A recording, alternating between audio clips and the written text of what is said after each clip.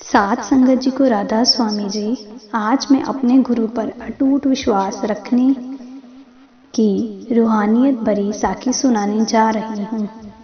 एक समय की बात है कि एक 15 साल का बच्चा अपने माता पिता से गुरु द्वारा नाम दान लेने की बहुत जिद करता है। वह कहता है कि मैंने बाबा जी का तन मन से सच्चा सेवादार बनना है। उसके माता पिता रोज सत्संग जाया करते थे, सेवा करते थे, भजन सिमरन को भी पूरा समय देते थे।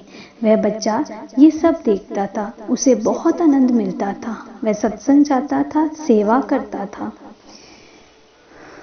एक दिन वह अपने माता पिता से कहता है कि मुझे भी नामदान लेना है, मुझे भी भजन सिमरन पर बैठना है। पर उसके माता पिता उसको समझाते हैं कि बेटा, अभी तेरी उम्र बहुत छोटी है।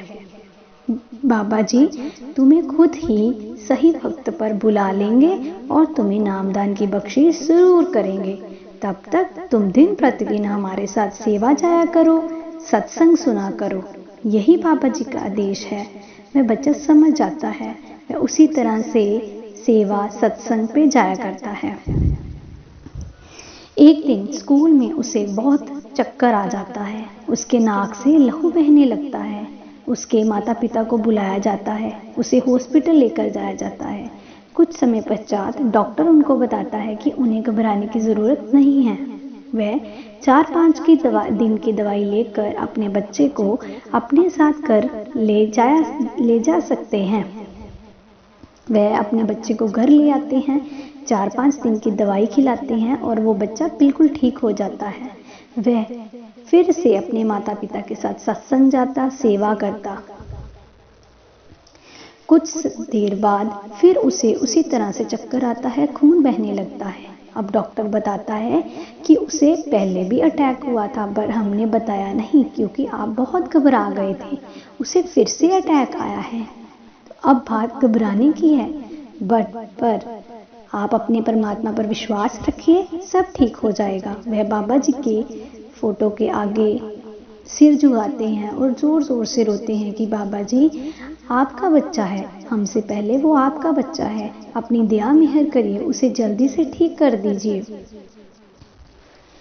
3-4 दिन हॉस्पिटल में रहने के बाद बच्चे को होश आता है। जैसे ही होश आता है वह अपने पापा से पूछता है कि पापा मुझे क्या हुआ था, मुझे इतना तो याद है कि मुझे चक्कर आया था और अब मैं हॉस्पिटल में पड़ा हूँ, मैं तो बिल्कुल ठीक हूँ। चलिए सत्संग नहीं जाना, मुझे तो सेवा पर भी जाना है। अपने बच्चे की इन बातों को सुनकर वो बहुत खुश होते हैं, बाबा जी को बार बार नमन करते हैं और शुक्रिया अदा करते हैं।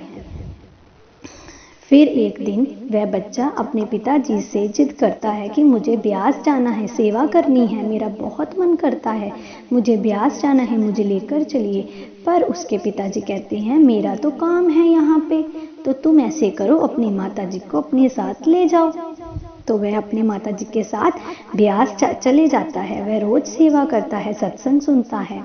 एक दिन उसके पिताजी को स्वप्न में बाबा जी ने दर्शन दिए। बाबा जी बहुत मुस्कुराए, जोर जोर से हंसने लगे और कहने लगे, बरखुदार, तुम्हारा तो नाता तुम्हारे पुत्र से हॉस्पिटल में जाते ही टूट गया था। ये जो श्वासों की माला उसे दी गई है, उसके नामदान लेने की जिद ने उसे दी है।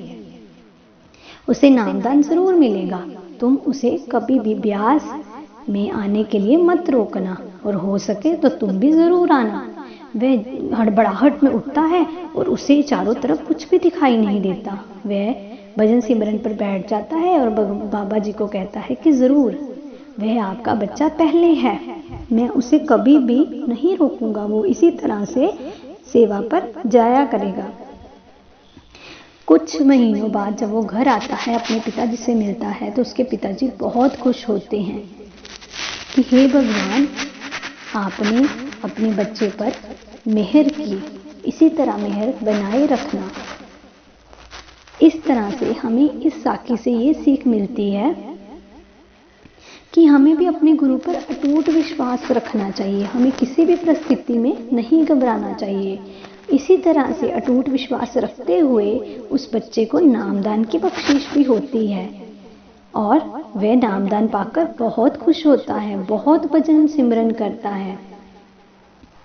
बाबा जी भी उस पर बहुत खुश होते हैं। इसी तरह अगर हम भी बिना नागा के भजन सिमरन करेंगे, अपना फर्ज समझ कर बैठेंगे, पूरा वक्त देंगे, तो बाबा जी हम पर भी ज़रूर खुश होंगे, हमें भी कठिन परिस्थितियों में निकाल लेंगे।